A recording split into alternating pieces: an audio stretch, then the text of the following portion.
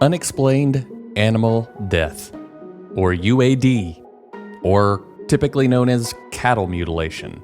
I think people with even casual UFO interest have probably heard about this phenomenon. And tonight, we are going to be talking about a story that might just be the mother of all UAD reports. You might not have heard about this one unless you're pretty deep in the UFO stuff. I personally hadn't heard about it until Austin brought it to my attention. But there are a lot of people out there that know all about this all too well. A story that really can send a shiver down your spine and have you asking that age-old question, whoever's doing this, what the hell do they want with our bovine and bovine-adjacent species? Seriously, what the hell are they doing with them?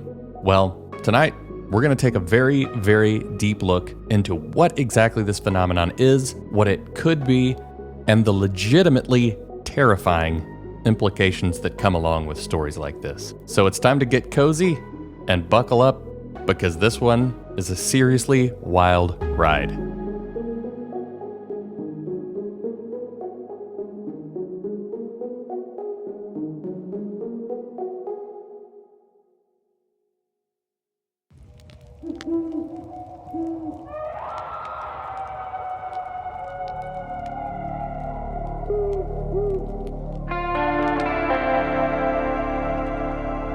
The Appalachian Mountains are some of the oldest in the world, and we just happen to live in them. One thing we can tell you, there are ghosts in the mountains.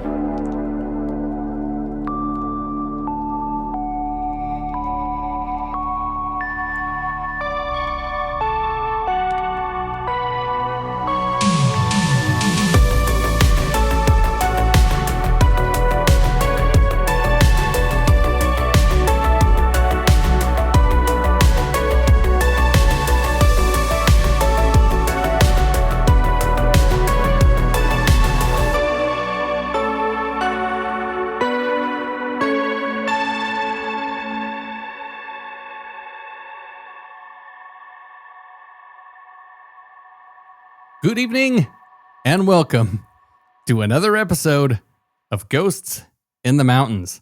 I am your host, as always, Caleb Hanks, and with me tonight, the adventurous, the cheating on North Carolina at one point in his life, Dr. Captain Austin Burgess. Austin, dear God, one day I'm going to stop calling you Dr. Captain, but for now, I'm going to have my fun. How are you, brother? I'm doing pretty good tonight. How are you doing? Well, I'm doing fine, but I think that you are having a majestic time, because tonight we dive deep into the realm of Dr. Burgess nostalgia.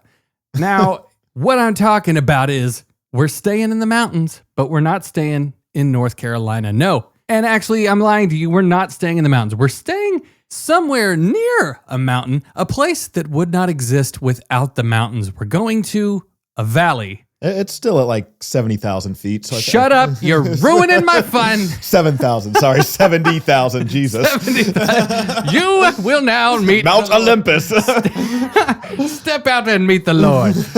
Okay, well, yeah, it's high-ass elevation, but we're going to a valley in a place that both you and I have, I wouldn't say frequented. You have frequented, but I have only been, but not to this particular area. But we're going to a place that people here in Asheville really, really like, because it's sort of similar. The cultures there, from what I understand, are very similar. And there's cheap flights on Allegiant. That's for damn sure, which is really awesome. And there's Casa Bonita, even though that's Denver. But we're going to Colorado, baby. We are going to investigate one of the strangest happenings out that way that, well, we don't know exactly what it is. Is it aliens? Maybe Giorgio Tsoukalos would say that it is. He would definitely say that it is. Yeah, he would 100% say that it is. We don't know, but that's why we're looking into it. And I had never heard about this weird thing called the unexplained mutilation of Snippy the Horse until I met Austin, and he starts going on about Snippy the Horse, and I'm like, bro, I stopped watching cartoons a long time ago. What are you talking about? Man, if you're into UFOs, Snippy's like, I'm not going to say like top 3, but at least a top 5 topic. Guess I'm not into UFO. Well, at least at the time. I really had never heard of that. And this was kind of, I did get into the UFO subject quite a bit a couple of years ago. Probably 2019 is when I really started getting into it myself. Although I had peripherally been, I've known about a lot of UFO cases, but 2019 was where I just kind of went off the deep end. Yeah, I think like right around that time frame, maybe 2018 is when it started to really reignite and peak up for me again. Yeah. So this is kind of a somewhat close to home story for you, but let's reiterate to the audience why that is. You cheated on North Carolina for a decent amount of time when you were younger, right? Yeah, so when I was younger, my dad is actually a retired forest ranger, so kind of moved around a little bit when I was younger, just going from district to district, kind of climbing the old GS pay scale ladder there before he got a ranger position out in the San Luis Valley in Colorado. Yeah. So moved there when I was younger. And, I could confidently say that this area is really what kind of sparked my whole interest in UFOs and high strangeness to begin with. Yeah. So when it comes to the subject of abduction, cattle mutilation, all of these things, I've heard any number of explanation as to what that could be. I personally am pretty undecided about the whole thing. I will say I have seen some very compelling evidence and some compelling stories in regards more so to just the phenomenon or potential phenomenon of alien abduction that I'm like, wow, that is really weird. Yeah. Some of the things that I've heard about cattle mutilation over the years really has me kind of questioning what exactly could be going on. No matter what, it ends up still being very odd. Yeah. And very strange, and the implications very bizarre. For sure. And I think that Christopher O'Brien, who was really kind of the resident investigator in the San Luis Valley for really probably the early 90s through early 2000s, 10 plus year investigation, he really did a great job unraveling some of the cattle mutilation, or as he liked to call them, unexplained animal death phenomena. Yeah. And I'm not going to get too into that in some of his findings because that really goes deep on layers upon layers upon layers that you could get into. But I will say that this case that we're talking about today, involving specifically Snippy the horse and the mutilation of Snippy, it's really what led to this huge wave or flap of cattle mutilations across the San Luis Valley. And, it's probably a huge reason or catalyst that UFOs are often kind of associated with cattle mutilations or abductions in general today. Right. Interesting. I actually just watched the special anniversary airing of the very, very first South Park episode last night that they did. Hell yeah, dude. So, the one with the anal probe and the cattle mutilation. Classic. So, if you're familiar with that episode, it is a direct reference to the history of unexplained activity in the San Luis Valley. Man, there you go. Well, I will just say to the listeners, we've been doing a decent amount of cryptid and now UFO adjacent stuff, but don't worry, we are still ghosts in the mountains and we do still care about ghosts, and we're going to be doing plenty of ghost content. And one of the reasons why is because, baby, we're getting serious now. Listen to the majesty before you.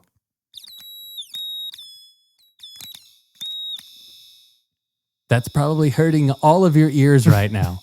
But if you're unfamiliar with what that sound is, Austin and I were able to acquire a good old late 90s, early 2000s model tri-field natural EM meter, the holy grail of ghost hunting meters.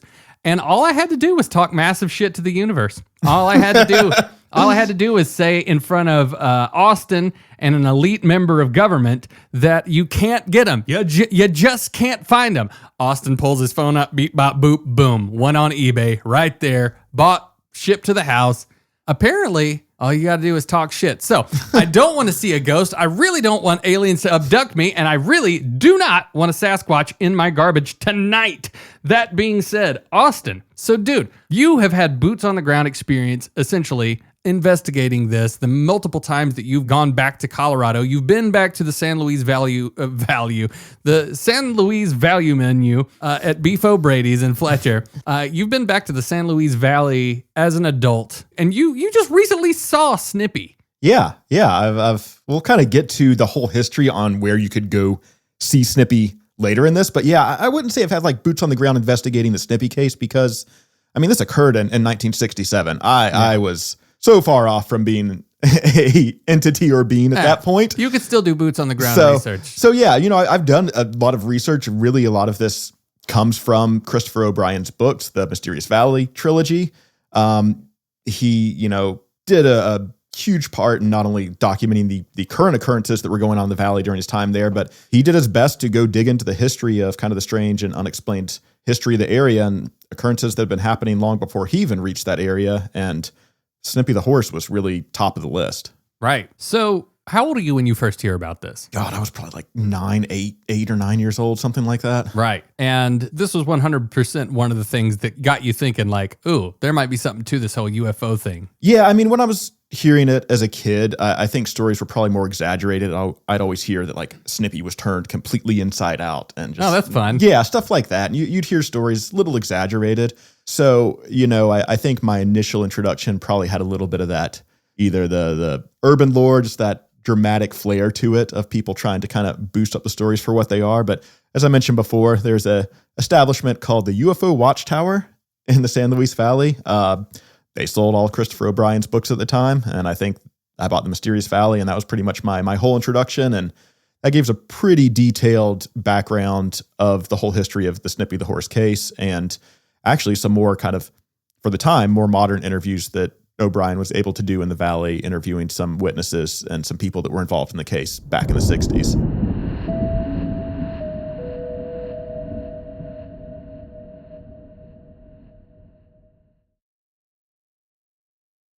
Super crazy. Well, this starts back in the 60s, so, let's go back, dude. Yeah. So I think to set the stage for this, assuming a lot of listeners probably aren't familiar with the San Luis Valley, just to give you a little bit of a staged landscape for that, it is located in south central Colorado, with some parts of it extending to northern New Mexico, but it is known as the largest alpine valley in the world. It's 120 miles long by 40 miles wide and encompasses 4,000 square miles.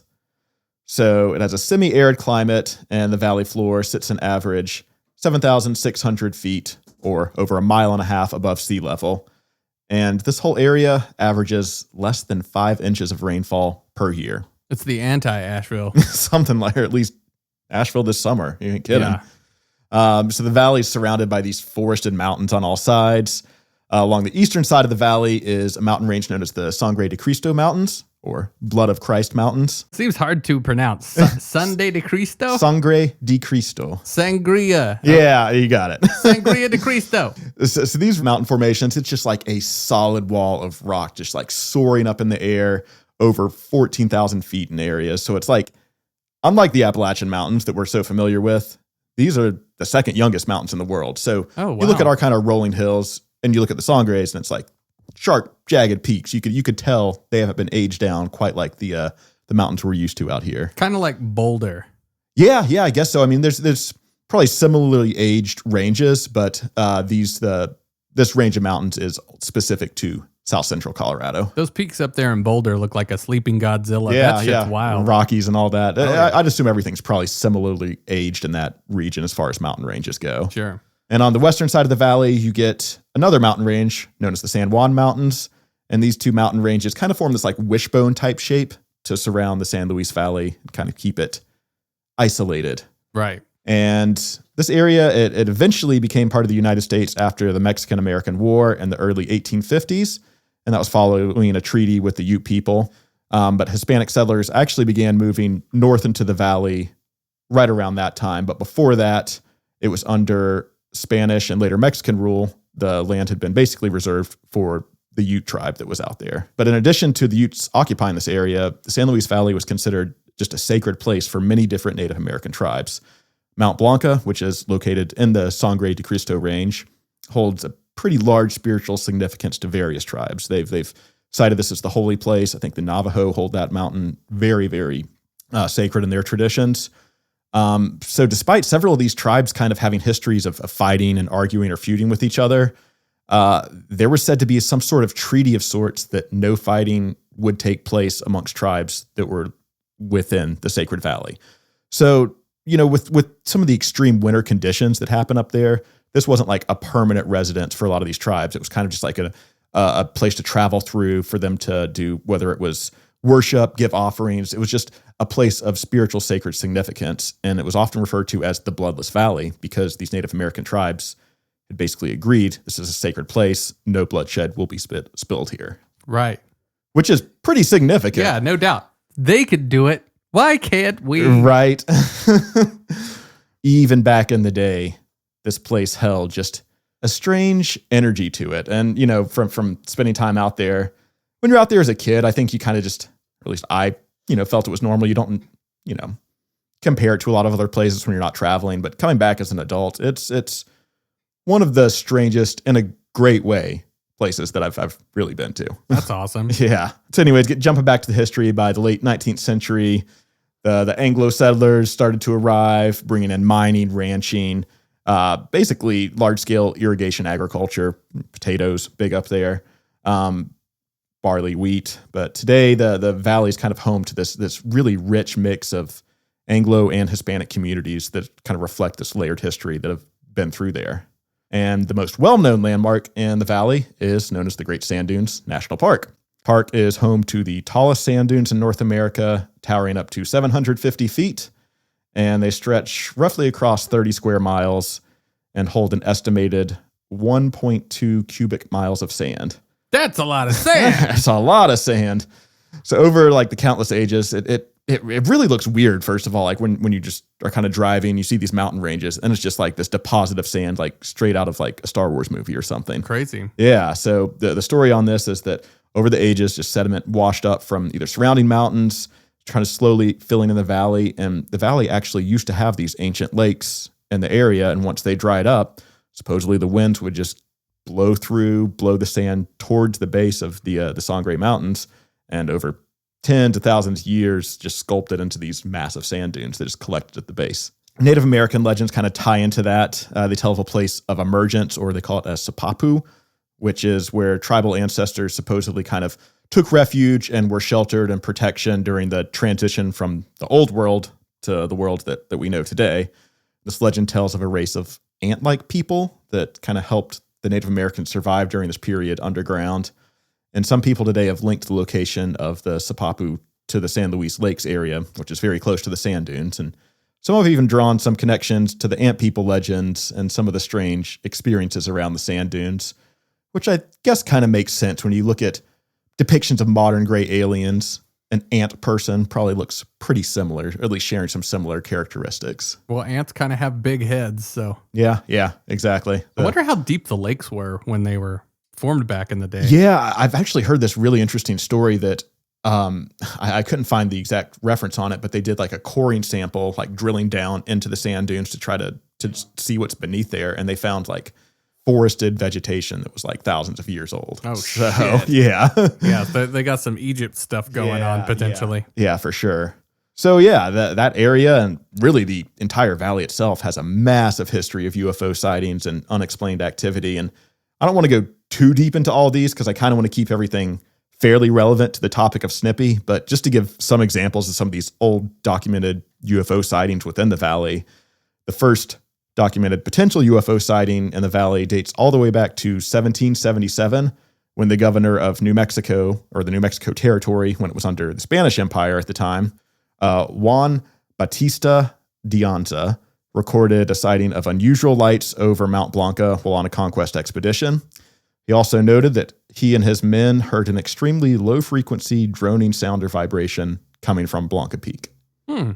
So this is in documented records all the way back to 1777, before New Mexico was even, or Colorado was even part of the United States. Sure. So have you ever experienced anything that you have heard? I think they call them like rare earth noises or something like that, but it's almost like just like a resonating loud sound. I remember one night I was out in Candler hanging out with Hickson, who's been on the podcast before. We walk outside and there's this loud hum in the sky. And we're like, this is not the Vulcan rock quarry because Right. we know what it sounds like when they're doing stuff over there. And we just stood outside for like 10 minutes and listened to this thing. It was super weird. I will say the first time you hear the cicadas outside, you almost think that it's some weird frequency like that before you realize, God. like, oh no, they're just screaming. Are you talking about the non-usual guys? Yeah, Oh yeah. my God, dude. I wanted to rip my ears off because they just like we played a little bit of it on We did, one of we the did, episodes, yeah. but it's just they're at this frequency that's just like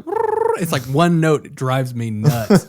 So there's actually another phenomenon basically similar to that was noted and documented and studied for a long time. Not sure if it's still occurring today, but it was known as the Taos hum in Taos, New Mexico, which is really, hop and a skip away from the valley. Yeah. So that was a pretty documented, just constant low droning frequency phenomenon that a lot of people had experienced hearing on and off in that area for years. Man, Earth is weird as shit. Yeah, no joke. Next documented report comes later in 1928. It was described at the time as river lights because really that modern UFO era hadn't really hit where people were referring to them as UFOs or craft or anything like that. But these were just lights seen throughout the summer and into the fall of 1928, most often described as kind of a baseball-sized red light that just seemed to travel across the water surface through the San Antonio River. But then later in 1948, after what we do call the modern UFO era has kind of kicked off post Roswell, post Kenneth Arnold sighting, all that, a man named Glenn Edwards, his wife, and his daughters filmed 5 acrobatic UFOs less than 5 miles away, somewhere above the river. Edwards showed this film to civic groups for probably 5 to 6 months before government agents showed up at his house and took the film. I wonder why they do that. Yeah.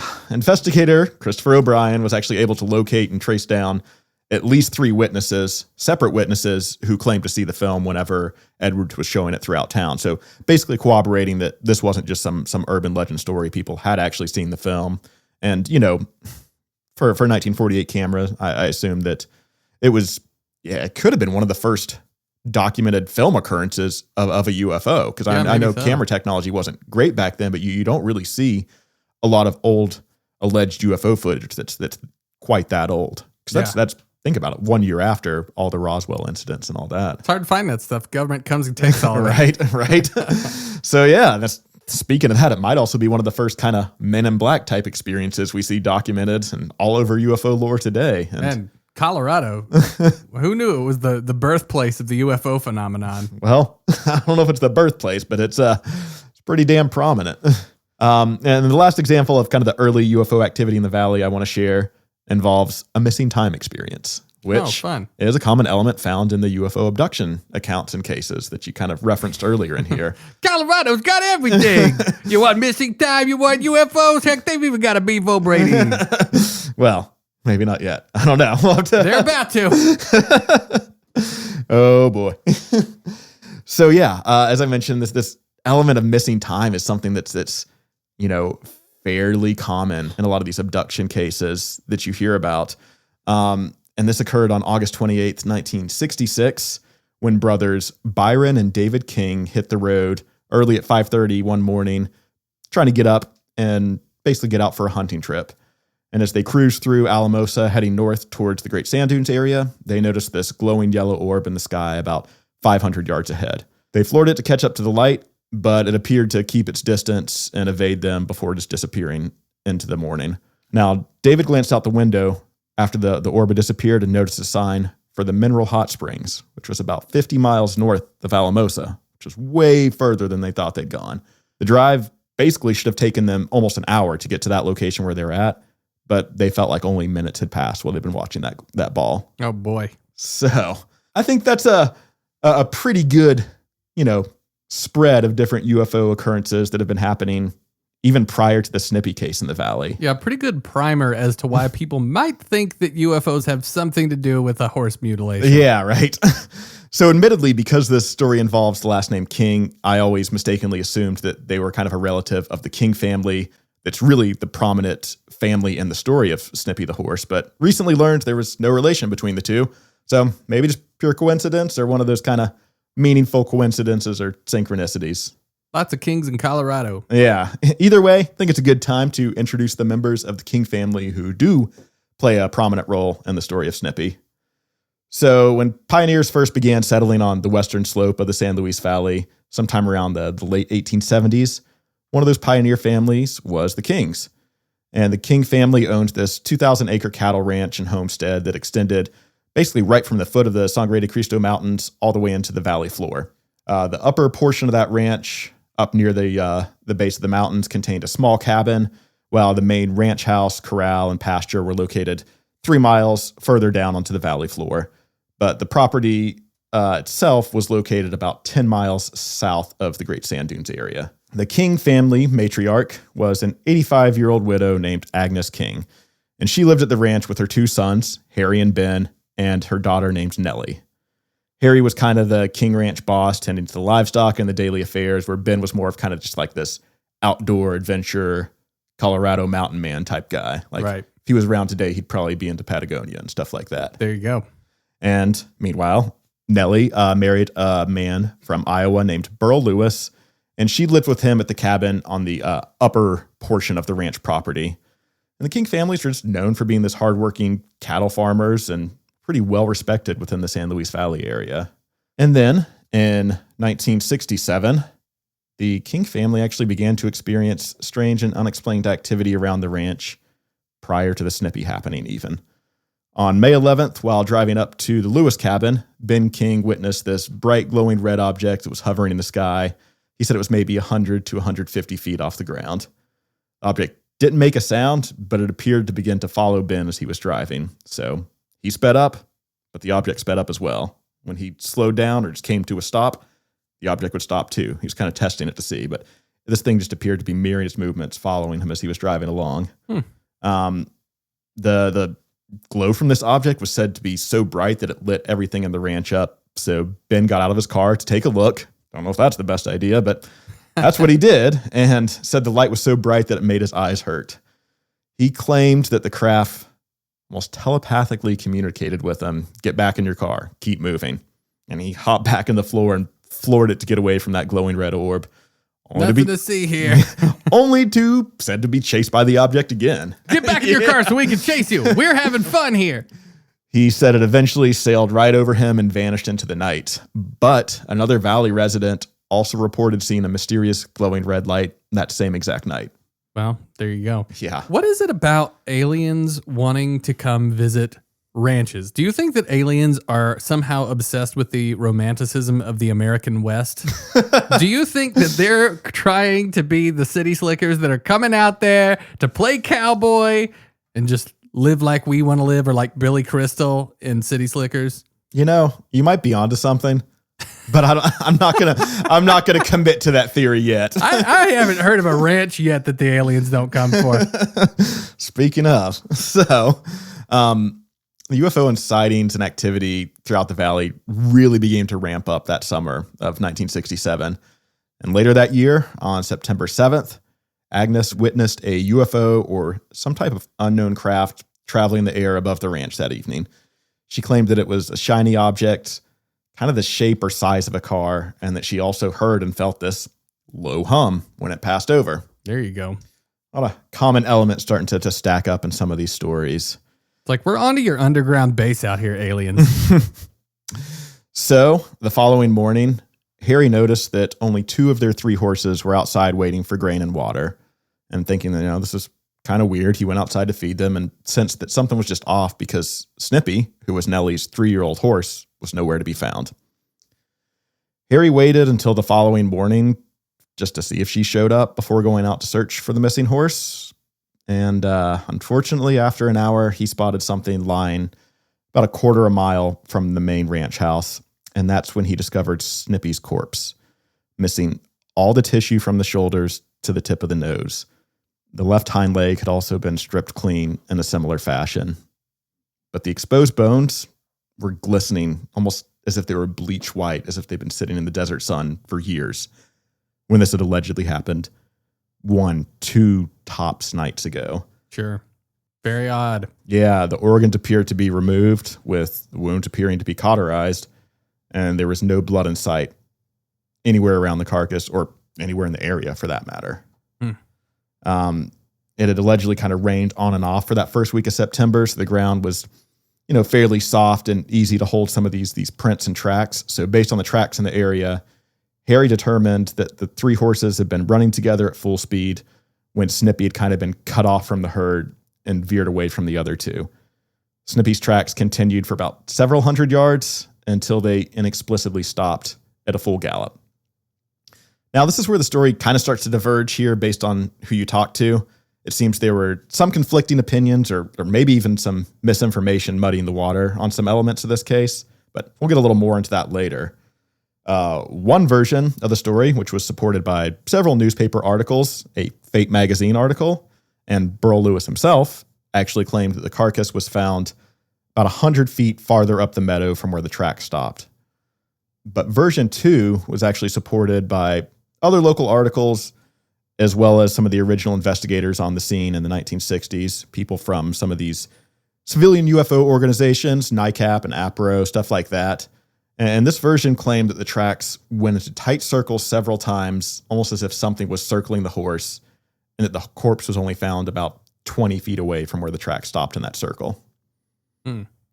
Yeah. And you're talking about animal tracks, right? Yeah, the horse tracks. Okay, the horse tracks. Yeah, Because I know yeah. that in some instances there was some thought behind it that maybe, just animals had done this because there were some animal tracks present around the area. But it's like, I don't think a coyote's going to strip a horse skeleton clean. Oh, no. And it gets the details on this, I'll get into shortly. There's absolutely no way any sort of wildlife predator was responsible for this. Yeah, it doesn't seem like it anyway. No. So the King family was kind of initially reluctant to go public with this story, but word eventually did get out amongst the community and their friends. And a week later, Nellie, Harry, Burl, and a group of some of their other friends went up to investigate the area when they found what appeared to be 4 burned areas of the ground only feet away from the carcass. They also found 8 additional burn marks about 50 feet from the carcass, but these were formed in the shape of kind of an upside down question mark. And they found 15 total kind of exhaust burn marks located in that nearby area. Something had also smoothed out and pressed into the dirt into some of these circular shapes. They say there were 5 circles, 15 feet in diameter, surrounded by a larger circle, 75 feet in diameter. And they say that rain kind of created the divots outside of these circles where the prints had been on the smaller ones. And you could almost see the shape of this large circular object that had been covering the ground during this rainfall, where you could kind of see it had been washed out in other areas while this huge craft or huge object circle was covering another part of it. Kind of reminds you of Socorro, New Mexico. Yep. Yeah, so it certainly does. They additionally found a circular pattern of symmetric holes surrounding a flattened Chico bush, also near the area. And it was also noted that the bones, as I mentioned, they appeared white and clean when Snippy was first discovered. They were beginning to turn this bright pinkish color over the following days. And this corpse seemed to have a strange chemical smell. I've seen it described as incense. I've seen someone say it was described as formaldehyde or just some type of chemical like medicine that was allegedly pretty repulsive. Sure. Wow. And this is when Nellie noticed the horse's mane was wrapped around an object that was described as gizzard-like. Don't know what that means. Just like meat. Yeah, I guess. But I think they got a visit from Beef O'Brady. So she picked it up to remove it from Snippy's mane, and that's when this green ooze began to pour out of what they described later as a tool. Within minutes, that ooze began to burn Nellie's hand where it had contacted her skin, and Burl was just reportedly repulsed by all this. He didn't want any part of it. He didn't want that tool going back in his car. He didn't want to sit there and try to figure out what's going on with Snippy's corpse. He just wanted to be done. It smelled gross. He didn't get what the big deal was. He thought it was weird and just wanted to be done with it. Sure. I get that. Yeah. Who doesn't want to hang around a dead horse? That might be the rational course of action. But anyways, there were other kind of strange animal prints that were discovered later. There was a set that was discovered about 500 feet away from the site with several indentations in some of this kind of wet mud that showed prints that contained claws and measured about a 7-foot stride. And Burl and Nellie also discovered large footprints behind their cabin that were 18 inches long and 9 feet apart. Right. So not to tie this back to our previous episodes too much, but Yeah. kind of screams some sort of Bigfoot Sasquatch. Well, that and also you got all the makings for a ghost horse rider here, and we've covered plenty of those. We're doing lots of horse podcasts. Yeah, this is lately. horse season. It must be horse season. And if you're going to get into this a little bit later, that's fine. But was there not a little bit of investigation done into the potential radioactivity of that tool? I'll let you get into that later. But I do have some. Once we get done with the story, I've got some stuff that I want to talk to you about as far as just like the general outlook towards mutilation happenings like this. Yeah. And kind of on this initial investigation they were having with their friends group on this kind of recon mission here, Harry King also noticed that part of his fence post had been cleanly shaven off, like claiming that it looked like some boiling blade had just sliced clean through them and they were just lying neatly on the other side of the fence. He stated that it would have to be some sort of craft or some sort of device at least 60 feet in diameter to cut through them like that. Man. Yeah. So after all this, I think Nellie decided it's time to call in a professional for help to investigate what is just this unexplained strange occurrence. So she called the Alamosa County Sheriff, Ben Phillips, which is the sheriff in the nearby town, to report the strange and unexplained death of Snippy. And without even bothering to visit the scene, Phillips branded the death a lightning strike and just went on with his day. There you go. He later admitted it was odd that the horse had no evidence of burn marks associated with the lightning strikes, and would even later go on to admit that not visiting or even properly investigating this mysterious death was probably the biggest mistake of his career. Well, at least he admitted that.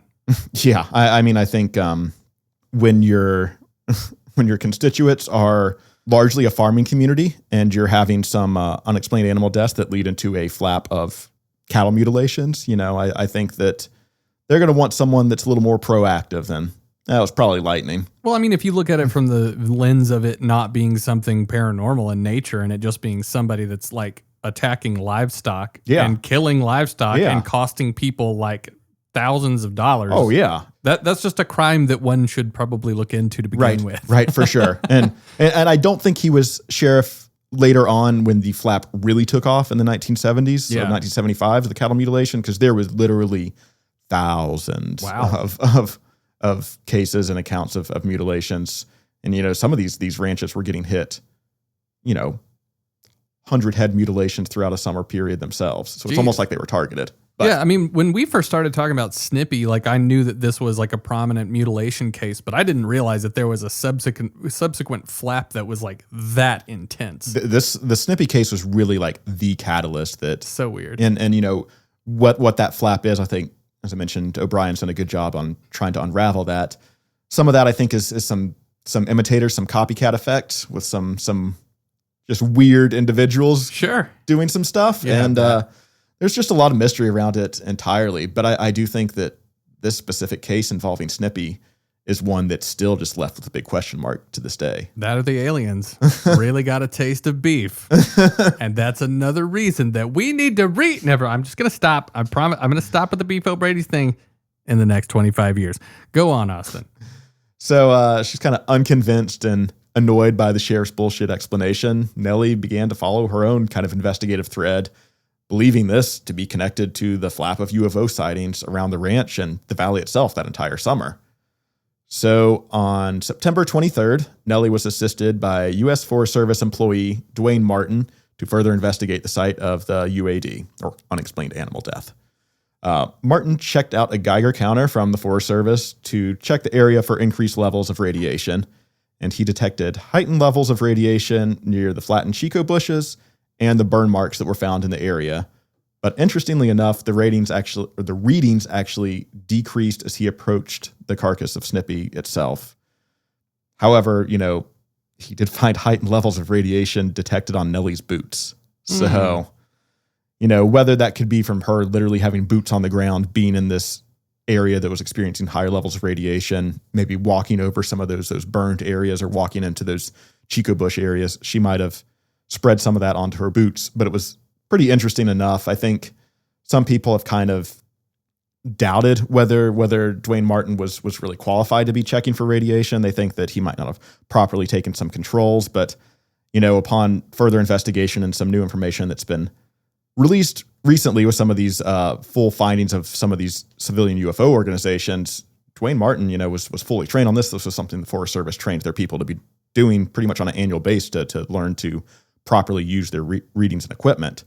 And, with my dad being former Forest Service, I actually reached out to see if he'd crossed paths with Dwayne at any point, but I think that was a little bit before our time in the Valley, seeing as he was working on the ground. And from a picture I saw, he was not a young guy in 67, so I'm not sure if he was still around by the time we were living in the Valley ourselves. Right. Yeah, well, maybe I'm just talking out of my ass because I don't know anything about this stuff. However, if you're using because we used Geiger counters back when we were in the lemur team days when we were investigating Brown Mountain. Yeah. I don't think that you're picking up a super high level of baseline radiation when you're just like scoping out the ground. Yeah, exactly. So if anything is spiking, then that's got to be some relatively significant energy signal that thing's picking up. Yeah, for sure. And I think the critique just came from, well, do we even know if he took a control reading? Right. I think it's just debunkers trying to kind of discredit any other strange surroundings involving this case. Yeah. It's just one of those common cases where a horse's head and neck just flies off. Yeah. On its own. It happens. So later in October of that same year, Nellie's longtime friend and editor of the Valley Courier, the local paper in town, let the Snippy story go to press. And the story quickly spread from local to regional to national to even international press. Flying saucers killed my horse became a headline nationwide. And very nice. Funny story. Christopher O'Brien actually used to tell the story about being a little kid with his mom kind of shopping at a grocery store and seeing this story, the headline of Flying Saucers Killed My Horse, on a National Enquirer, like right at the front checkout counter when they were checking out. And he just begged his mom to get it for him. And, man, if that didn't come full circle later in life for him. Good for him. All we got on the National Enquirer when I was a kid was Bat Boy. Yeah. I think by the time I was a kid, it was just pure bullshit. There was no fun Snippy stories. Yeah, I remember the screaming face of Bat Boy every single time I went to go get a pack of Little Debbie's. Yeah, I guess it was a lot more fun back in the day. Or they just had more fun UFO stories to tell. Yeah, I think there was another one where somebody was dating a Sasquatch, but I digress. Now that sounds fun. So this media attention led to an influx of just national attention and people wanting to assist with the investigation of Snippy in the area itself. In fact, Dr. John Altschuler, who basically had a long-standing interest in UFO stories, he'd been basically keeping up with them in the paper. That was his go-to. What fun UFO stories does the paper have today? And he's living in Denver at the time. So when this story breaks about this weird occurrence in the San Luis Valley, he's like, oh my God, I could drive to this. So he actually took a trip down to the valley in hopes of witnessing a UFO himself. And on the evening of October 7th, John drove out to the Great Sand Dunes and he basically snuck in. He knew he wasn't supposed to be there past 10 o'clock, but he was on a mission. He was there for a purpose. And while he was there, he ended up witnessing 3 unexplained lights dancing above the sand dunes and moving towards the top of the Sangre de Cristos. And after spending the entire night just mesmerized by these lights, he just ended up staying at the sand dunes, hoping to see something else, hoping for more occurrences. Just he kind of got the itch, and he was just not wanting to go home. Man, what a lucky guy! Right? It's like, I'm gonna go see a UFO, and then he goes and he sees 3 of them. What an asshole! But as he's walking back to his car in the parking lot the following morning, he's greeted by park police officers because he wasn't supposed to be there. There you go. So after explaining who he was and why he was there, he begged for the officers not to release his name out of fear of losing his job because he'd recently just started working in Denver as a pathologist. So naturally, once the park rangers learned that he specialized in blood, they made an offer to kind of sweep this incident under the rug if he would go help them investigate the mysterious death of Snippy's corpse and basically perform a kind of on-site autopsy there. When they arrived at the King Ranch, the scene of the death was already packed with other local investigators, officers, and even investigators from some of these independent civilian UFO research groups that I mentioned before, APRO, which is Aerial Phenomena Research Organization, and NICAP, the National Investigations Committee of Aerial Phenomena. There's a lot of those independent groups. It's easy to get mixed up with. Yeah, I think, acronym salad. Yeah, for I sure. encounter it often. Yeah, if you really want to dig into the history of, ufology and these civilian groups, our buddy Alan Greenfield wrote a book called Saucers and Saucerers that gives a pretty firsthand historical description or accounts of a lot of these as they're getting off the ground and moving and going into it. So that's a pretty fun way if you're really interested in the that side of it. Go buy Alan's books. Go buy Alan's books. That one's a fun one. So when John basically arrived to do this autopsy, he was in disbelief after beginning to investigate the body. He claimed, "This isn't lightning damage. The neck cauterization is incredible. I don't know a single surgeon, not even myself, who can make a cut this clean without any blood. And the texture, it's like leather.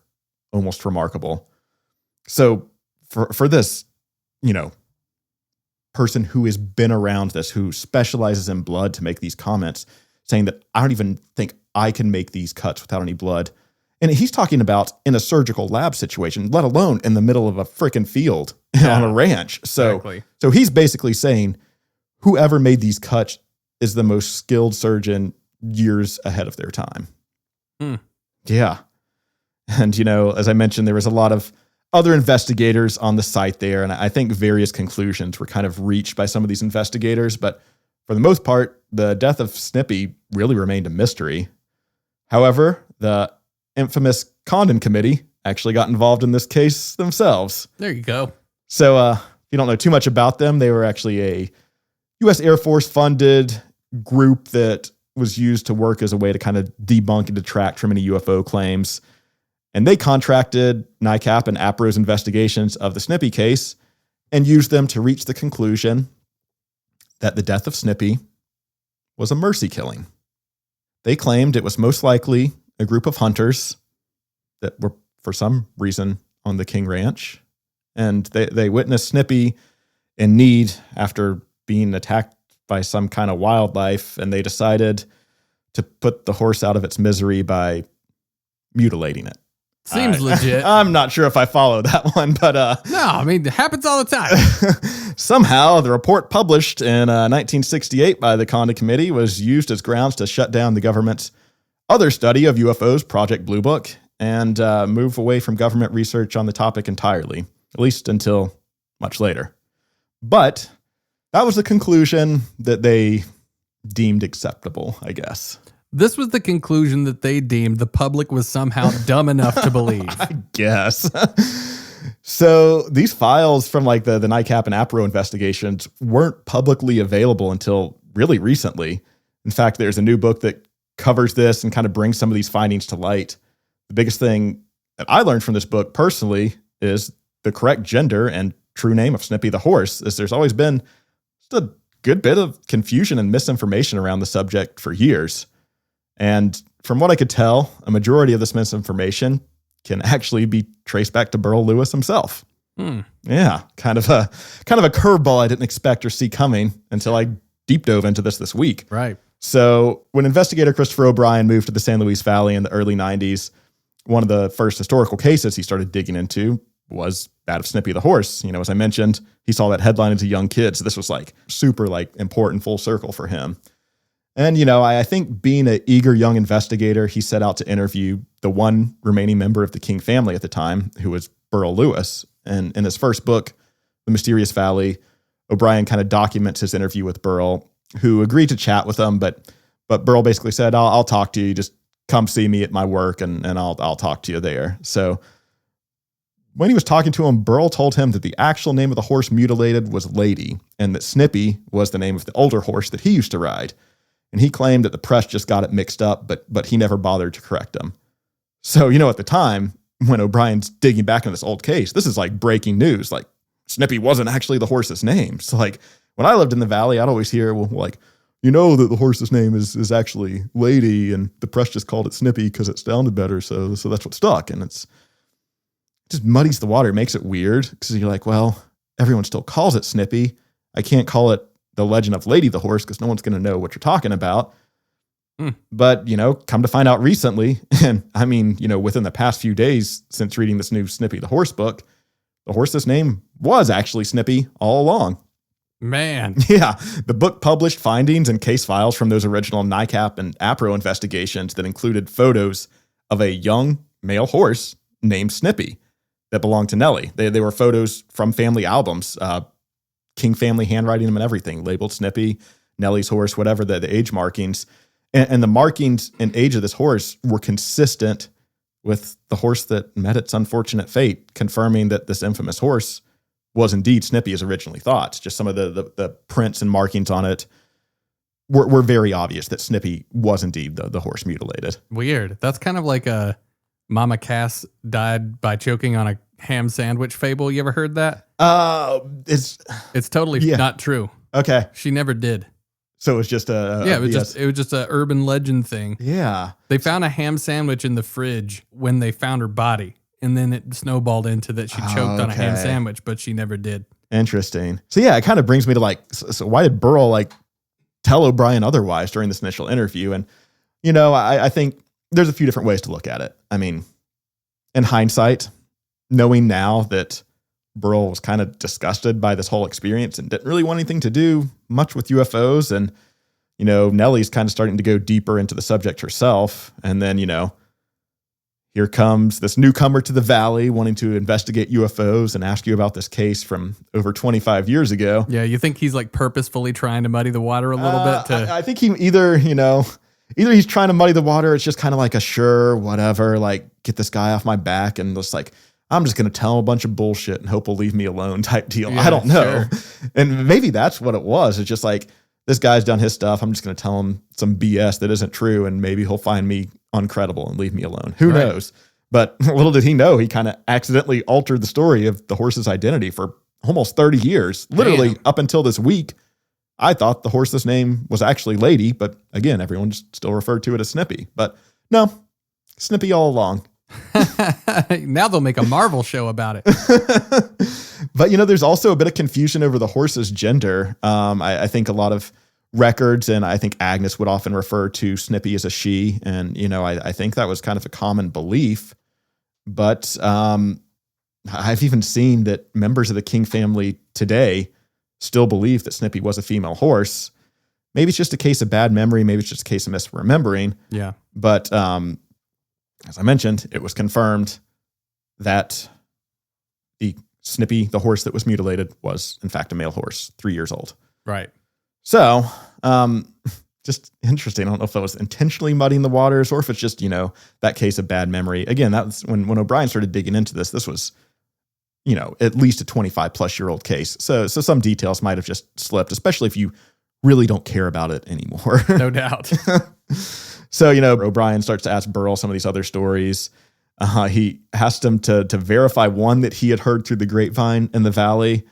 And it was about someone who had allegedly witnessed Ben King talking to someone that they described as basically a Men in Black type figure. And they were heard over saying to Ben, "Too bad we weren't there at the time. We have weapons that can take them out of the sky." And they claimed that Ben was begging them not to do this near his ranch for fear of retaliation from them. And Burl just kind of laughed off, didn't seem to think much of the story. And he kind of claimed that Nellie really started to become obsessed with UFOs and the occult after the Snippy incident. And she became an avid reader on the subject, really kind of diving into the whole lore. She read stories about the case of Betty and Barney Hill and their abduction experience. And I think that one really resonated with her. But, he kind of alluded to she's the one that kind of fell down the rabbit hole, and he didn't really seem to think too much of it. That probably just bothered him that she got really into this stuff, and he's just oh my God, please stop. Yeah, and I think you'll start to see the turn that it starts to take even more so later. But with this kind of being dismissive, he did say that the King family did continue to have some weird experiences even after the Snippy incident, pretty much immediately following the Snippy incident. And these are ones that he either recounted to Christopher O'Brien, or they're ones that have been corroborated through just other accounts that have been documented with the initial investigation going on. I think NICAP and APRO were taking some documentation to these ones specifically that were shortly following the Snippy one. So one of these experiences happened in September 28th, just weeks after the Snippy incident, when Nellie and Burl witnessed a cigar-shaped craft basically in the sky on their trip to Alamosa, which is a nearby town. They pulled into a parking lot, and Burrell said he kind of jumped out of the car looking up to see what was going on. And one guy standing nearby said, "Oh, you see that? Yeah, I noticed that when I left my house too, but I see him all the time." Man. The guy just kind of wrote it off like, "Yeah, pretty weird, huh?" Yeah, it's been an alien block party summer over here. So they watched this object kind of continue over Brownie Mountain, and it eventually, what they described as exploded. And they weren't the only ones to witness this. The headline the next day read, "San Luis residents say they saw a UFO explode." Man. So this is not just one that, some of these ones I tend to want to take with a grain of salt, knowing they were coming from Burrell and he might be, somewhat muddying the water on this. But yeah, but the Men in Black just said they had weapons and they could take them out of the sky. So that's obviously what that was. But seeing as this was witnessed by other people and it actually made the headline the next day, this wasn't something that was just being invented here. Later in October that same year, Burrell and Nellie witnessed a strange glowing object gliding right over Madonna Pass near the sand dunes, and it actually reminded them of the one Ben King had described just a year before. Red color and everything. No sound, no windows, just this round object. And the craft followed the Lewises back to their cabin, hovering right around that 100 to 50 feet above their driveway kind of range that Ben had described with his craft. And then out of nowhere, a bright blue sparkling object zipped up to the red one and stopped beside it before they both just took off in opposite directions at sharp angles. Hey, leave this family alone. Maybe. And We've then, messed with them enough. Right. Well, not quite, because later in February of the following year, 1968, Burrell and Nellie were driving towards Alamosa when they noticed a group of men just laying down on the side of the road looking at something intently on the ground. And it was kind of some kind of hose with a red light. And they watched as the men pointed this light towards Mount Blanca. And a second later, a red light blinked on Mount Blanca itself, almost like it was signaling back. So they were pretty freaked out by this point. Let's just keep driving. Later down the road, Burrell spotted something glowing in the fields, kind of north of them. He described it as like a glowing hut or an igloo. They stopped to grab binoculars and noticed this kind of black box just traveling towards them, floating in the sky. And suddenly Nellie said she began to feel just really, really sick. And Burrell had to pull over multiple times for her to vomit on the way home. And, even with them stopping to watch these objects and all the stops they had to make for Nellie to get sick, Burrell was still expecting to be home shortly after midnight, like 12:30 at the latest. But when they walked in the door, the time on the clock read 3:30 a.m. They lost a couple hours that they can't account for and had their own missing time experience. Oh, man.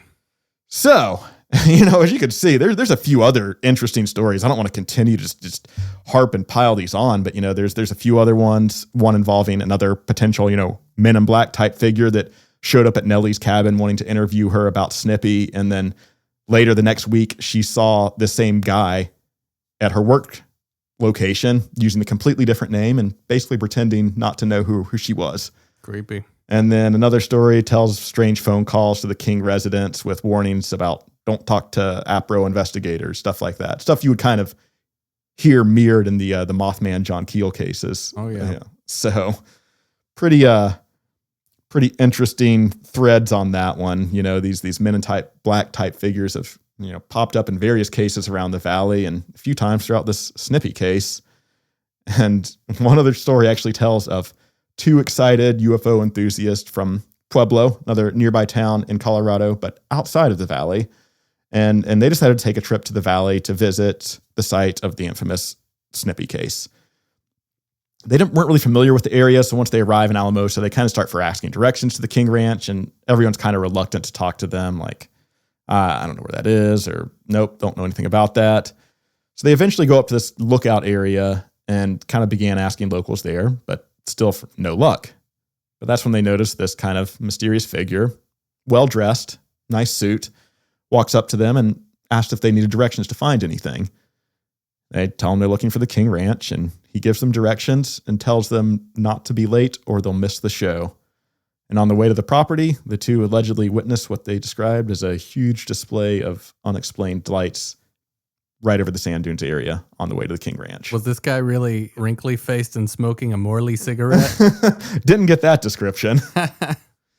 So the final story pertaining to these kind of Men in Black type figures in this case involves Nellie's own diary. And this actually happened in 1988. Later on, the group had purchased the land, the King Ranch, and the Lewis cabin was basically being demolished. So while cleaning some of the debris, one of these workers found some old loose leaf pages in a pile of rubble. And he started spreading them out, looking it over, and he discovered it was actually a diary, and the name Nellie Lewis was written across the front page. So he discovered Nellie's old, potentially lost diary. But that's when, everyone kind of started getting busy, going back to work, demolishing it, and two of the guys from the group just up and left.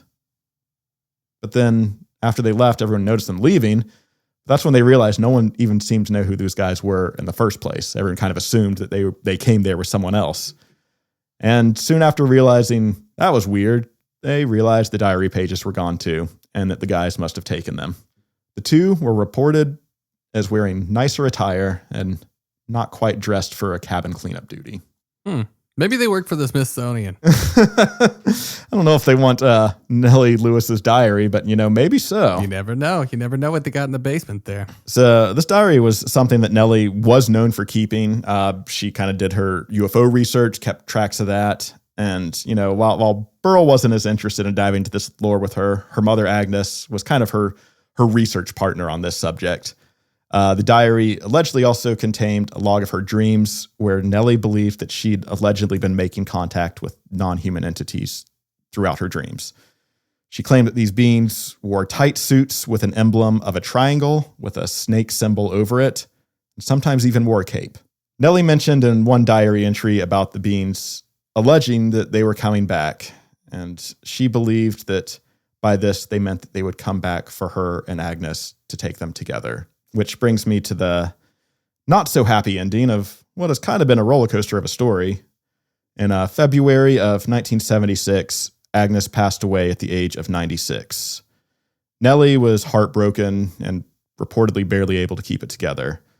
At the funeral, or after the funeral, Burl had to give some family friends a ride back into Alamosa, and Nellie said she was tired, just wanted to stay back at the cabin and rest. But when he returned, Burl saw that Nellie's car was back at the cemetery, and he rushed there as fast as he could, only to find her in a car with the hose inside the window connected to the exhaust. Man. And then Nellie tragically died from suicide that day. Damn, dude. Yeah. So, getting back to that connections to, maybe she's reading too much into this. Maybe she's getting too into the occult side, the whole thinking that her and Agnes would be taken together. I think that something just rattled her with that. Sure. But, I do think that's, for what has been a roller coaster ride of a story on this that had a little bit of everything, that's a bit of a not so happy ending to it. But to try to tie a little bit of positivity on that and not end on such a downer, to this day, the bones of Snippy are actually still preserved and on display to commemorate what's become this huge piece of not only San Luis Valley history, but also UFO history. This was part of Nellie's doing and Nellie's wishes, is she did not want to bury or dispose of Snippy's remains for fear that it would be covered up by the government. Like it never happened, just swept under the rug. So the bones have kind of been passed through various owners before eventually being sold to Judy Mezzeline, owner of the UFO Watchtower, where she proudly has them on display for visitors today. And the legend of Snippy the Horse is not only an important piece of the San Luis Valley history, it's a legacy that lives on to this day.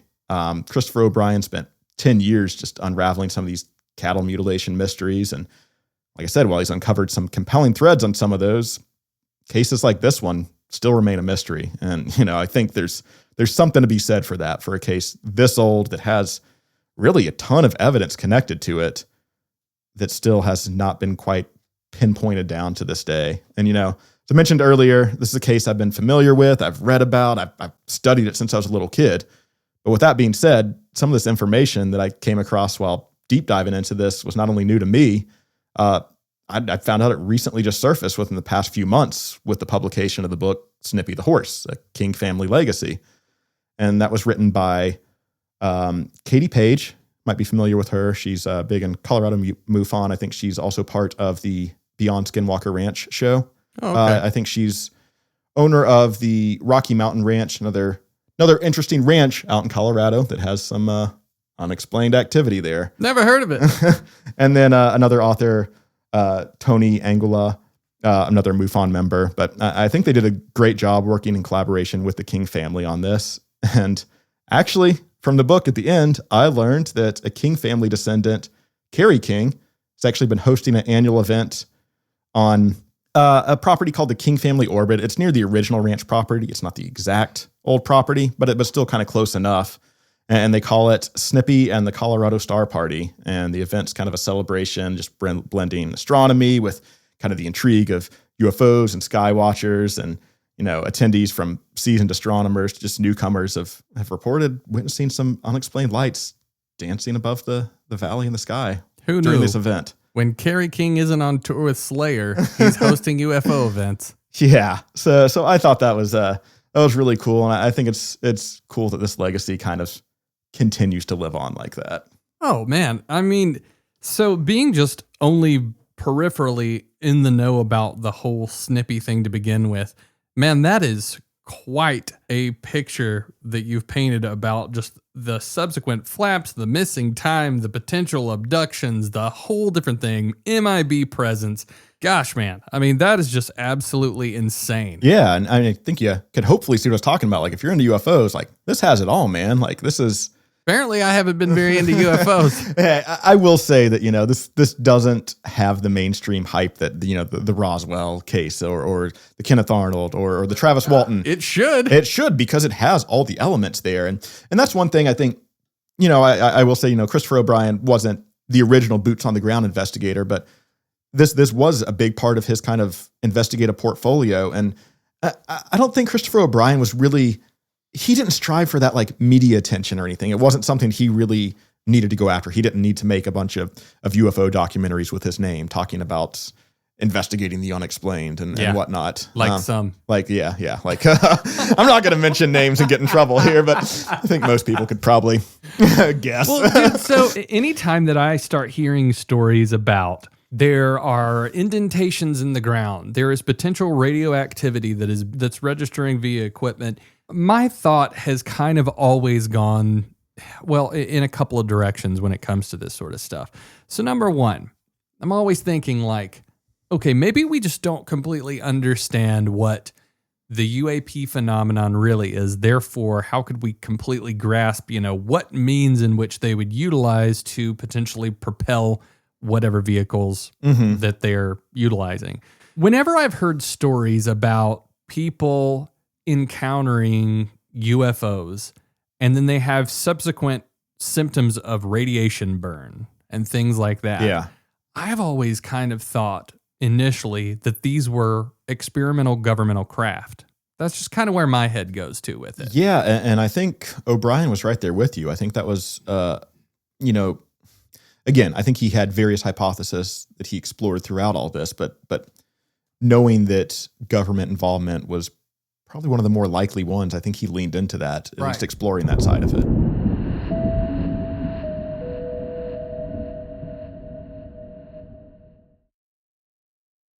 Yeah, and like I said, I mean, I'm not claiming to know, in the event that extraterrestrial, let's just say the ETH hypothesis that Greenfield talks about, they're coming from planets far away. For some reason, my mind always goes to, don't you think that they'd have something a little cleaner than nuclear? That'd be power in this thing. And so this also ties into the potential of government involvement with cattle mutilation. Because if you think about it, and I've talked to a lot of different people about this specific thing over the years about, okay, if there was something that the government was trying to test environmentally, any kind of different environmental thing, there is a degree of non-accountability they don't have to answer to. Yeah, it's aliens. We weren't involved in exactly. that. Yeah, no. They come to your ranch. I don't know what they're using equipment-wise to rip these poor animals up, but I'm assuming, they always say that government technology is how many ever years ahead of what we've got, in the civilian realm. It has always seemed to me as though this is government. They're like, here's something fun. We'll fly the nuclear experimental craft over to make it look even more like aliens. Yeah. We'll get out of the thing. We'll, take whatever samples, we'll mess this animal up, we'll do whatever we need to do, make it look super unnatural because we got these laser cutters that we just figured out how to make. It'll look super crazy. We'll put all the samples back in the thing, have what we need, get out of there. We'll blame it on aliens, and then we don't have to pay these people. Yeah, and I think that there's a pretty common thread during that cattle mutilation flap of the 1975 that I alluded to. Not so much with the Snippy case, but with that flap that was happening in 75. These mutilations were almost always followed by sightings of a black unmarked helicopter as well. There you go, man. So, there's a few different lines. I think that, this is probably topics for potential future episodes. If y'all like the San Luis Valley stuff, I'm happy to go back and explore more in that. But I just jumping back to Christopher O'Brien and some of his theories, there's a compelling case to be made for, weapons being tested out in the desert, potential fallout happening from said weapon tests, not knowing the effects of these near rivers, water sources. These water sources flow into other areas, potentially the San Luis Valley, potentially a huge cattle source. Maybe you're testing for the effects of prion disease, mad cow disease. There's some compelling arguments that can be made on that scope of it. And I don't think that you're snipping up the wrong tree with that argument. But in the case of Snippy, like this is so early, and it doesn't seem to have just some of the conspiratorial government elements to it that some of these other cattle mutilations cases do. Right. Interesting. Yeah. I'm not saying that I, have a definitive thought in my mind that this is 100% the government, but I do like to try to look for, a more terrestrial element before I go into the holy crap. Like this could actually be, alien activity. Yeah. And I do think that's kind of the crossover there. You talked about the ETH, the extraterrestrial hypothesis. Christopher O'Brien was really, as I mentioned, he was a student of John Keel. So he was all about the ultra-terrestrial hypothesis, which is almost like interdimensional. They've been here longer than us. They're not necessarily coming from outer space, but they might be tricking us to make us think that they are. Yeah. And what do they want with the cows? Yeah, that one's still a mystery. I love the South Park explanation where it's just like the aliens come down. It's like, we've determined you're the most intelligent beings on this planet. I'm still sticking to my theory of they've come from hundreds of thousands of light years away, and they've got a taste for horse or beef or just meat in general. Nobody's safe. Maybe so. I do think, we could go down various hypotheses on this and still at the end of the day be left wondering. Oh, yeah. There's just too many weird elements with all this stuff. Yeah. Especially with this one having so many weird elements, so many things that you commonly find across. I mean, like I said, it's kind of got it all. Yeah. I mean, dude, that's just so exciting to me because, I'm sure a vast majority of the people that have really gone into, the UFO deep dive realm, and I consider myself kind of one of those people, with even somebody like myself really not knowing how in depth this goes, I feel like there's going to be at least, a decent majority of our listenership that probably, hasn't, heard all that this story has to have to it. So that's exciting to me to be able to put this out there. Cause man, I am legitimately, after hearing this, I am legitimately fascinated by this. You're going to be in Denver. I'm going to be in Denver a week away from each other. We're not going to be together, which is so weird. I'm actually going to the Valley. So damn it, dude. Well, okay. So you're going to be able to do a little bit of, investigation on your own there. I'll get the subscribers some cool Snippets. Here we go. Snippets. Well, I've got a day long essentially layover in Denver. How long will it take me to get to San Luis Valley? 3.5 hours? Yeah, I'm not spending the day driving. Yeah, I don't blame you there. But in the future, when we have, San Luis Valley isn't a place you could really, if you're trying to get boots on the ground and do an investigation there, you can't cover that in a long weekend. This has to be something that, in the future, maybe we make a trip, maybe we book a week-long Airbnb and see what we can find out there. Dude, nothing would make me happier than being out in the San Luis Valley at night, scoping the skies in the, in the desert-esque territory. That sounds so awesome. It is the plan, and I will keep you updated. But you have your own exciting trip, and I won't get too much into that right now. But I do kind of want to jump back, and with all this being said, I do want to pay respects to the late great Christopher O'Brien. who I don't think we mentioned on this episode, but he tragically passed away last fall. And, his work not only inspired my interest in the field, but he also kind of documented the history on what really is one of the most anomalous regions in America. And, although the actual Snippy case occurred before his time in the Valley, it was still kind of a huge spark for him and what became his 10 plus year investigation into the region. And his interview with Burl, while it might have muddied some waters, I think it's still an instrumental part of the case by just throwing people for a loop for 30 years on the name of the horse. No doubt. After his name and work in the UFO community kind of started to get around in the early 90s, he was actually contacted by the owner of another infamous anomalous property out in the Uinta Basin of Utah. No, not ringing a bell. Well, I hear there's some similar phenomena out there, but I think that's a story we might have to save for next week. Well, I'm just going to let everybody know. There's a little place called Skinwalker Ranch out there in Utah. And not only have I been there, I've been one of the few people that has actually gotten to go to the ranch.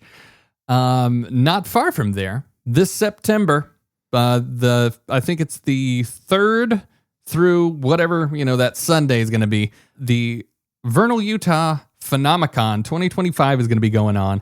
And I will be playing drums out there with the Hitchhiker Band, made up of Micah Hanks on guitar, John Nyberger on the bass, Jim Kilgard on the keyboards, Jay Stratton on the guitar, you might know who he is, and the infamous and famous Dr. Travis Taylor on the vocals. And we're going to be doing some rock and roll for everybody out there with the likes of Whitley Strieber, Giorgio Tsoukalos. These people aren't going to be playing music with us. They're just going to be at the con. If Giorgio could just scream aliens during your set. If Giorgio wants to get on stage, he can. Jack Osborne is going to be there, which is really wild, especially, with his father passing away not too long ago, the famous Ozzy Osbourne. It is going to be a packed house. David Paulides is going to be there. It's going to be a wild time. And with that said, Austin, man, what a story that you brought to the table today, man. This was just truly incredible. Very eye-opening, man. It was cool for me because, like I said, I've been around the story for years, but once you start doing these full deep dives, you learn even more than you think there is to be learned about something. Right. Well, I guess that is going to take us into the great beyond. And by the great beyond, I mean that weird period of time between episodes of the podcast. Well, first and foremost, thank you so much. I've been trying to get back in touch with a lot of people that have been writing into the show, and I've been reading a lot of your emails. We've had some really, really cool tips about some crazy, weird hauntings right here in town that we actually didn't even know about. Yeah. Big shout out to our friend Trent that emailed us, told us about a little place, and I'm going to try to potentially set up at least some kind of investigation now that we finally were able to snag the tri-field. I wanted to also let you all know that we've been working really hard here at Ghosts in the Mountains to get you guys some new merchandise options. So now we got a bunch of new stuff. It's basically what I'm calling the new classic line, which is a bit of an oxymoron, but we do have some outdoor wear. We finally got a Ghosts in the Mountains hoodie. We've got coffee mugs. We've got hats. So just wanted to throw out there that if you want to be able to support the show and help us out, that is one of the biggest ways. Also, another way that you can help us out is by supporting us on Patreon. And if you subscribe to us on Patreon, you have access to an RSS feed that is a completely ad-free version of the show. And those are the many ways that you can support what we're doing. If you want to leave us a review, that also helps out. Yeah, just don't leave a shitty one. Yeah, I mean, even if you feel compelled, I mean, you could get it off your chest, but the good reviews help us. Yeah. I think there's something algorithmically that, helps push the pod out to some new ears. So if you have free time and you don't have the budget for Patreon, reviews are much appreciated. Yeah, if you want to talk shit about us, just send us a message on Instagram. That's a much better way for us to see it. So with all that being said, thank you again for all of your continued support, and we'll catch you guys on the next episode of Ghosts in the Mountains. Stay spooky, everybody.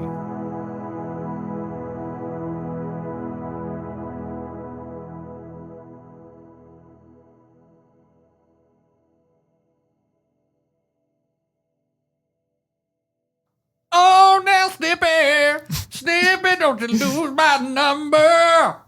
Cause you're not anywhere. The aliens can't find you. I'm really sorry. You got it. I'm telling you. Aliens are going to be hooked on Beef O'Brady's. I'm never going to stop. I'm never stopping with Beef O'Brady's. All right. Good night, everybody. Thanks. Bye.